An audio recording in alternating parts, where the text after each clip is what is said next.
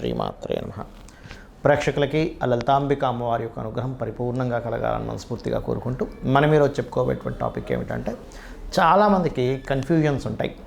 నేను ఏ దేవత ఆరాధన చేస్తే నా లైఫ్ బాగుంటుంది, ఏ దానము చేస్తే నాకు ఉండేటువంటి పూర్వజన్మ కర్మ తొలగుతుంది అనేటువంటి అన్వేషణలో ఒక దేవత దగ్గర ప్రారంభమవుతుంది వాళ్ళ యొక్క స్పిరిచువల్ జర్నీ.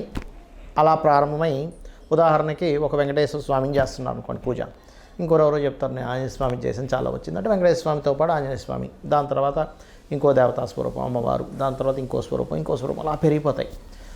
ఇందులో ఒక్కొక్క దేవతారాధన చేసినప్పుడు వాళ్ళకి కొన్ని మంచి మంచి అనుభూతులు కలిగినప్పుడు దాన్ని వదిలితే ఏమవుతుందో అనే దీంతో ఎక్కువ పెట్టేసుకొని కన్ఫ్యూజన్లో ఉంటారు.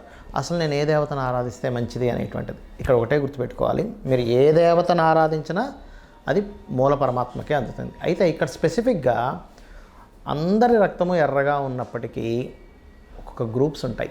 ఆ రక్తం వాళ్ళకి బాగా పనిచేస్తుంది, అంటే వాళ్ళకి బాగా సెట్ అవుతుంది, వాళ్ళకి ప్రాణాన్ని ఎలా కాపాడుతుందో ప్రతి లగ్నము, ప్రతి రాశి, లగ్నం తెలియని వారికి రాశి పరంగా మీరు ఏ దేవత ఆరాధన చేస్తే, ఏ స్వరూపంలో ఉన్న పరమాత్మని ఆరాధిస్తే అంతా ఒకటే గుర్తుపెట్టుకోండి, అందరూ ఒకటే. ఏ స్వరూపంలో ఉన్నటువంటి పరమాత్మని మీరు ప్రార్థిస్తే మీకు పూర్వజన్మ కర్మ తొలగుతుంది, ఏ దానము ఇస్తే మీకు బాగుంటుంది అనేటువంటి విషయాలు ఒక్కొక్క లగ్నరీత్యా, లగ్నం తెలియని వారి రాశిరీత్యా తెలుసుకుందాం. అయితే ఈ విషయాలు చెప్తుంది నేనైనప్పటికీ కూడా చెప్పేస్తుంది సాక్షాత్ లలిత అమ్మవారిగా భావిస్తూ, మీనలగ్నము మీనరాశి, మీనం వారి కనుక చూసుకుంటే మీనంలో ఉన్నటువంటి నక్షత్రాలు కనుక గమనించినట్లయితే పూర్వభాద్ర నక్షత్రం 4వ పాదం ఉంటుంది, ఉత్తరాభాద్ర మరియు రేవతి నక్షత్రాలు ఉంటాయి.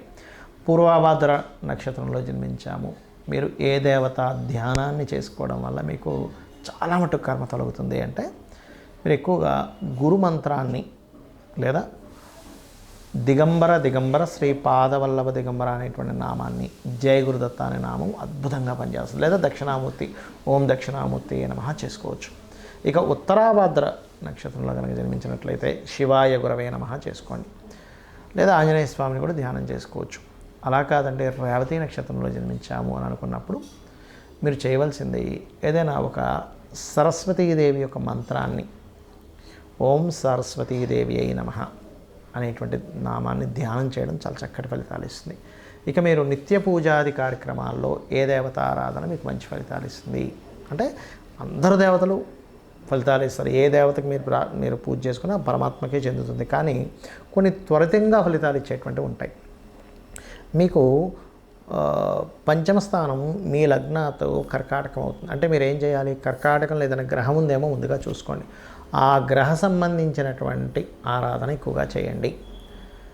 అంటే ఉదాహరణకి నేను మీకు వీడియో ఎండింగ్లో చెప్తాను ఏ గ్రహానికి ఏ దేవత ఆరాధన చేసుకోవాలని. వీడియో ఎండింగ్ వరకు చూస్తే మీకు అర్థమవుతుంది. ఆ రకంగా మీరు సహజంగా చేయాల్సింది ఎవరిని, మీకు అవన్నీ తెలియవనుకుంటే రాజరాజేశ్వరి అమ్మవారి యొక్క ఆరాధన చేయండి. అలాగే దానము, ఏ పదార్థాలు దానం ఇస్తే బాగుంటుంది అని చెప్పి చూసుకున్నట్లయితే ప్రధానంగా మీరు సూర్యభగవాను మరియు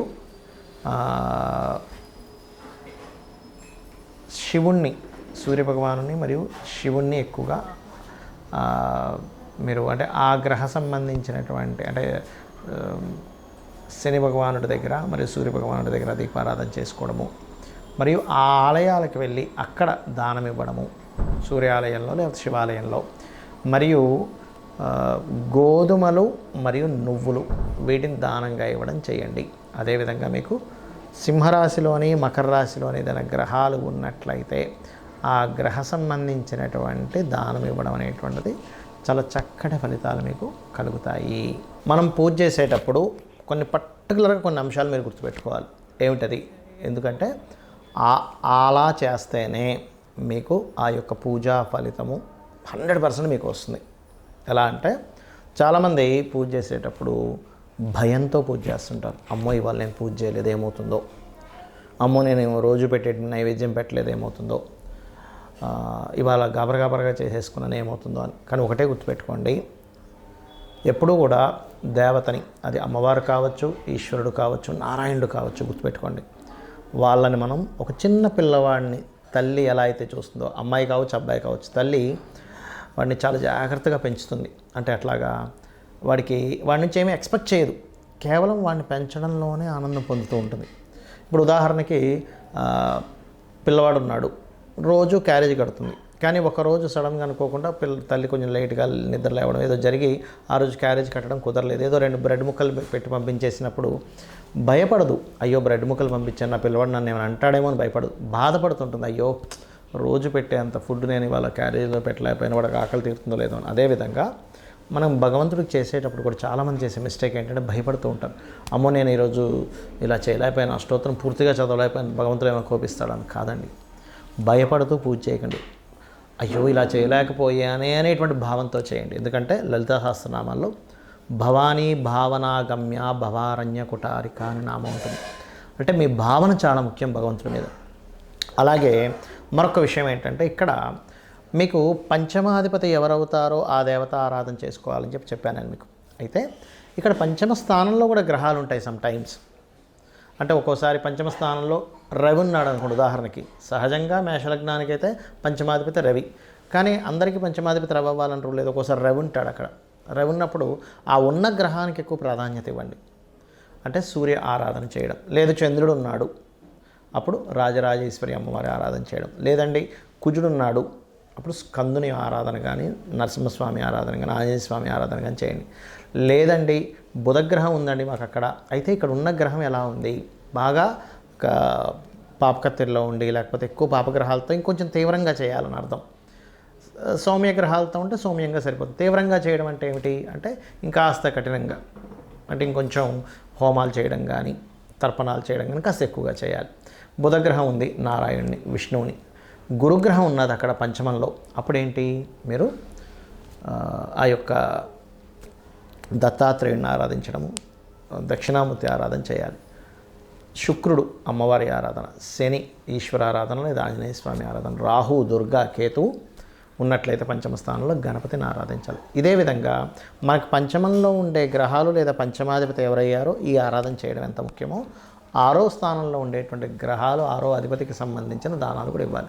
మనం వీడియోలో 6వ స్థానాధిపతి ఎవరో వాళ్ళకి దానం ఇవ్వమని చెప్పేశాం, కానీ 6వ స్థానంలో ఏదైనా గ్రహం ఉంది.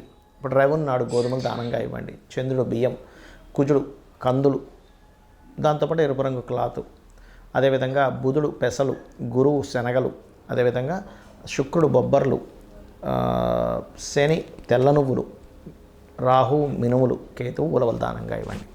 అయితే ఇక్కడ ఒక విషయం ఏంటంటే దానం ఇచ్చేటప్పుడు తీసుకునే వ్యక్తి ఈశ్వర స్వరూపంగా భావించి ఇవ్వండి. ఏదో నా దగ్గర ఉన్నాయి అనేటువంటి భావంతో కాకుండా చక్కగా ఆ తీసుకునే వ్యక్తి కూడా బ్రాహ్మణుడికి అంటే పురోహితుడికి ఒక లక్షణం చెప్పబడింది, దానము తీసుకోవాలి, దానము ఇవ్వాలి అట. చాలామంది ఈ మధ్య ఏం చేస్తున్నారంటే తీసుకునేటువంటి విషయంలో అమ్మో మేము తీసుకోము, మేము తీసుకుంటే మాకు ఆ కర్మ వస్తుంది అనేటువంటి భయపడుతుంటారు.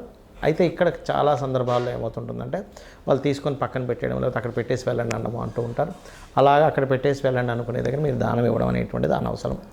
మరి అలాంటప్పుడు కొంతమంది అడుగుతుంది ఏంటంటే ఏమంటే మరి ఈ దాన ప్రక్రియలో గోవుకి ఏమైనా పెట్టొచ్చా అంటూ ఉంటారు. గోవులకి ఈ దానం ఇచ్చేది పెట్టకండి. ఇప్పుడు గోధుమ రవ్వ తినిపించవచ్చు గోవుకి, బియ్యము పిండి వరకు తినిపించవచ్చు, కానీ ఈ కందుల కంటే కూడా ముఖ్యంగా క్యారెట్స్ తినిపించండి కందుల ప్లేస్లో, అంటే కుజుడికి సంబంధించింది. అలా కాదు శనగలు ఇస్తున్నాము గురువుకి సంబంధించింది, అలాంటి సమయంలో మీరు ఆ గ్రహానికి సంబంధించిన అరటికాయలు తినిపించవచ్చు గురువుకి సంబంధించిన విషయంలో. శుక్రుడికి సంబంధించిన విషయంలో ఏదైనా తీపి పదార్థాలు తినిపించవచ్చు. శనికి సంబంధించిన బెల్లం తినిపించవచ్చు, నువ్వులు తినిపించకండి. రాహు అదే నువ్వులు అదే బెల్లపు ఉండలు ఒక 4 ఉండలుగా తినిపించండి. కేతువు గ్రాసం తినిపించండి. బుధుడికి సంబంధించిన దాంట్లో గోంగూర తినిపించండి. బుధగ్రహ దోషం ఎక్కువగా ఉంది అని చెప్పారు మీకు ఎవరైనా జ్యోతిష్కులు, గోంగూర తినిపించండి. ఏమవుతుందంటే దీనివల్ల మీకు ఖచ్చితంగా ఆ గ్రహదోషము అంటే దానం ఇచ్చినప్పుడు ఏ ఫలితం వస్తుందో ఆ ఫలితం వస్తుంది. కానీ ఇక్కడ ఏంటంటే కొన్నిసార్లు మీరు పెట్టేటప్పుడు గోవు యాక్సెప్ట్ చేయదు. అది 2 కారణాలు ఉంటాయి అక్కడ. ఆల్రెడీ దానికి కడుపు నిండి ఉండొచ్చు, లేదా మీ దోషము పోవడానికి ఇంకొంచెం సమయం పడుతుంది. అలాంటప్పుడు 2-3 సార్లు ప్రయత్నం చేసినట్లయితే గోవుని కాస్త మనసులో నమస్కరించుకొని గోవుకి నమస్కారం పెట్టి చేసినట్లయితే అప్పుడు తింటుంది. గోవు ఎప్పుడైతే స్వీకరించిందో అక్కడ మీకు దోషం పోతుందని అర్థం. అందులో ముఖ్యంగా దేశీవాలి గోవుకు పెట్టండి, జెర్సీ ఆవుకు పెట్టండి, కానీ పాపం పోతుంది అంటే మీ యొక్క కర్మ తొలగుతుందనే భావంతో పెట్టకండి. ఒక జీవికి పెడుతున్నాము, ఆహారం పెడుతున్నాను అనేటువంటి మానవతా దృక్పథంతో పెట్టండి. కానీ జెర్సీ ఆవుకి ఆ పవర్స్ ఉండవు, బికాజ్ ఆఫ్ అది పిగ్ స్పెర్మ్తో తయారైంది కాబట్టి దానికి ఎనర్జీ ఉండదు. దేశీవాలి గోవుకే ఎనర్జీ ఉంటుంది, ఇది గుర్తుపెట్టుకోండి. ఇక మీరు ముఖ్యంగా నేను ఇప్పుడు చెప్పినటువంటిది ఏదైతే ఉంటుందో దానాలు, మీకు పాపగ్రహాలు 6వ స్థానంలో ఎక్కువగా ఉన్నప్పుడు కనీసం ఫస్ట్ ఒక 7 వారాలు ఇచ్చేసి ఎవ్రీ 3 మంత్స్కి ఒకసారి ఇస్తుండండి దానం. అదేవిధంగా దేవతారాధన మాత్రం నిత్యము చేయండి. ఏమండి మాకు సమయం లేదు, నిత్యము దేవతారాధన చేసుకునేంత సమయం లేదంటే ఆ దేవత నామాన్ని కనీసం స్మరించుకుంటూ ఉండండి. కొంతమందికి సమయం ఉండదు, కొంతమంది పిల్లలు ఉంటారు, చదువుకునేది ఉంటుంది, కొంతమందికి పొద్దున్న వెళ్ళిపోతే ఎప్పుడో రాత్రి రావాల్సి వస్తూ ఉంటుంది. వాళ్ళ వర్క్స్ అలా ఉంటాయి. అంత మాత్రం చేత వాళ్ళతో విపరీతంగా సంపాదిస్తారని కూడా ఉండదు. కానీ మనసులో చేసుకునే సమయం ఉంటుంది మీకు. మనసులో ఇప్పుడు ఉదాహరణకి ఓం నమో నారాయణాయ, ఓం శ్రీ మాత్రే నమః అనుకుంటూ ఉండండి. ఖచ్చితంగా మిమ్మల్ని ఆ దేవత రక్షిస్తుంది.